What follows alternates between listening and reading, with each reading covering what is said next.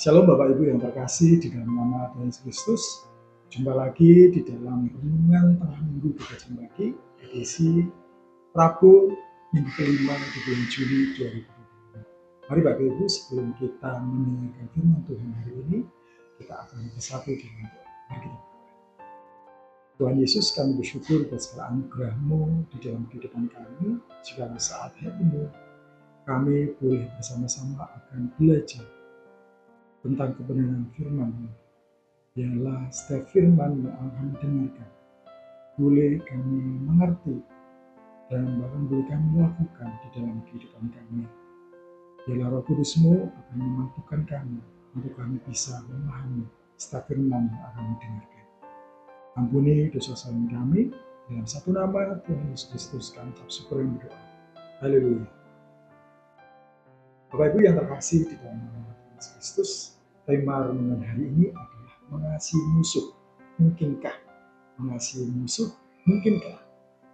Kita akan membaca dulu ayat firman Tuhan hari ini yang terambil di dalam Matius pasal 5 ayat 43 sampai dengan 48. Matius 5 ayat 43 sampai dengan 48. Kamu telah mendengar firman, kasihilah sesama manusia dan bencilah musuhmu. Tapi aku berkata kepadamu, kasihilah musuhmu dan berdoalah bagi mereka yang menganiaya kamu.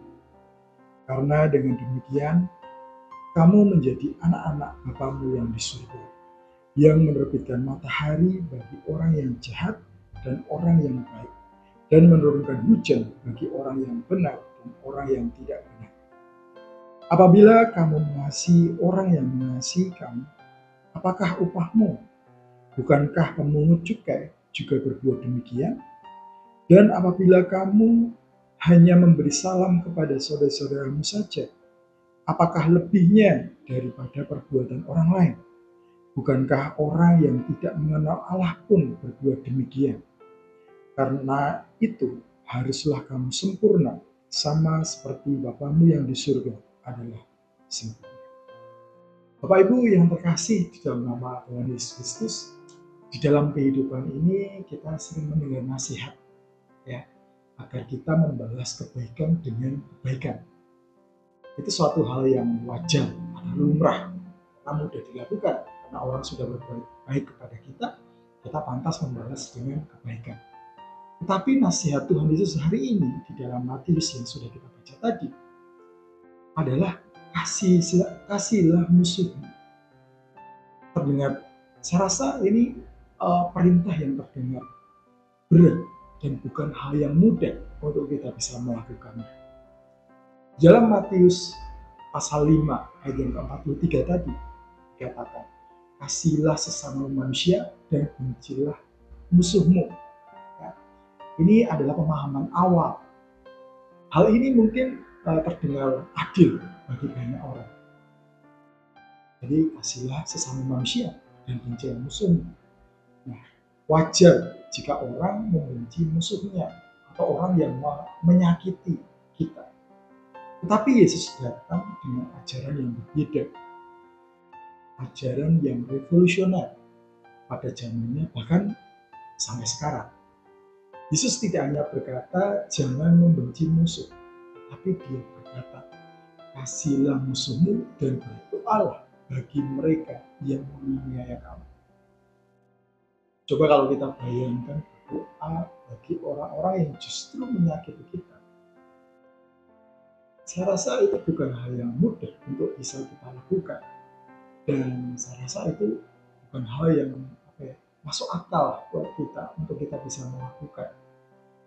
Tapi perintah Yesus di dalam Matius yang kita baca hari ini, kita harus mengasihi musuh kita. Bahkan kita harus berdoa untuk mereka yang menganiaya kita. Kira-kira mengapa Yesus menyuruh kita melakukan hal itu? Ya, karena dengan melakukan itu, kita menunjukkan bahwa kita adalah anak-anak dari Bapa kita yang di surga. Allah Bapa kita tidak pernah membeda-bedakan. Di ayat yang tadi kita baca, matahari yang Tuhan ciptakan bersinar untuk semua orang, baik itu orang jahat maupun orang baik. Bahkan hujan yang turun pun itu juga untuk semua orang, baik itu orang yang benar maupun orang yang salah. Kasihnya begitu besar.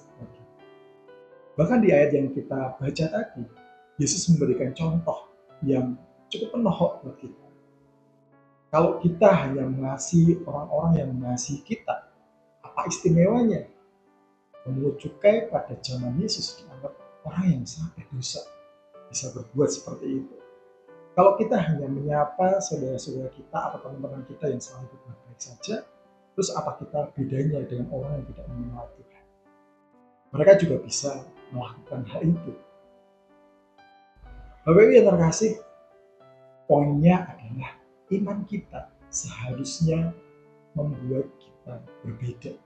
Jadi dengan kita percaya kepada Yesus, harusnya kita berbeda dengan orang-orang yang ada di dunia ini. Kasihnya kepada kita tidak terbatas dalam kehidupan kita, tapi buat semua orang. Tadi seperti matahari, seperti hujan tadi. Kasih kita harusnya melampaui batas seperti yang Yesus ajarkan kepada kita. Di dalam ayat penutup hari ini, di ayat yang ke-48, mengatakan, karena itu haruslah kamu sempurna, sama seperti Bapamu yang di surga adalah sempurna. Ini bukan berarti kita harus menjadi dosa. Kita harus menjadi tanpa dosa dalam semalam.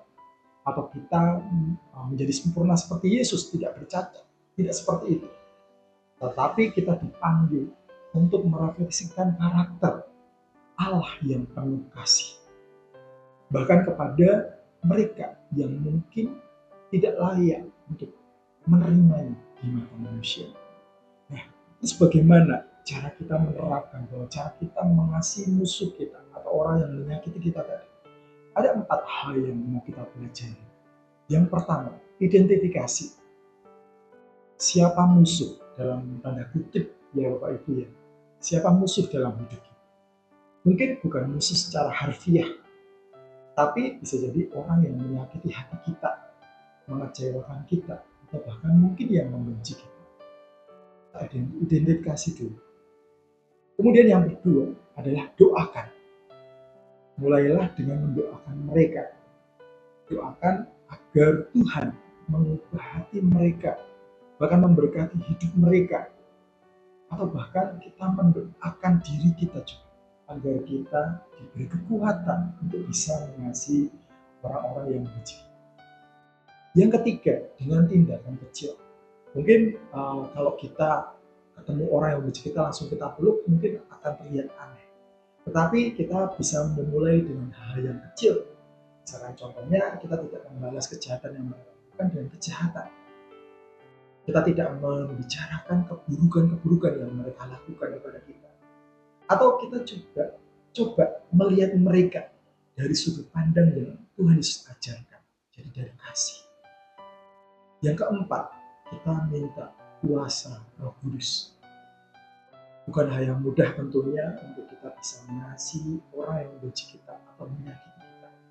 Tapi dengan bantuan Roh Kudus, Tuhan akan memampukan kita untuk kita bisa mengasihi orang lain atau orang-orang yang membenci kita atau musuh kita seperti Tuhan Yesus yang sudah mengasihi kita.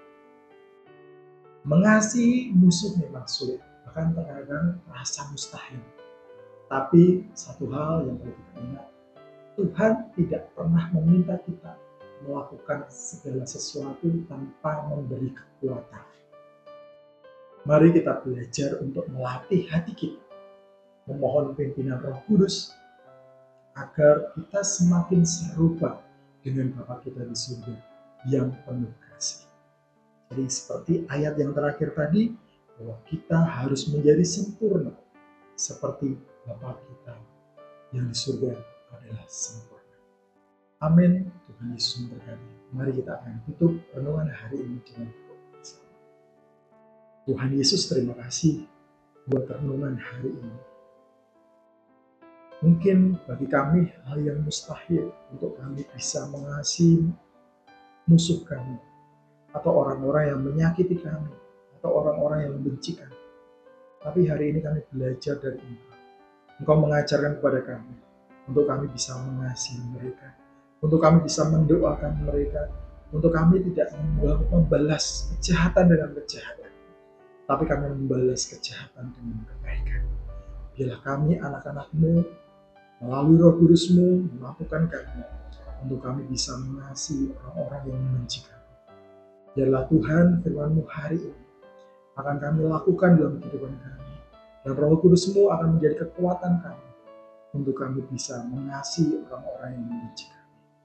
Terima kasih buat firman-Mu yang begitu indah, dan kami rindu firman-Mu akan terus memperkuat iman percaya kami dalam kami menjalani hidup kami terus taat kepadamu. Terima kasih Tuhan, dalam satu nama kami Tuhan Yesus Kristus kami berdoa. Haleluya.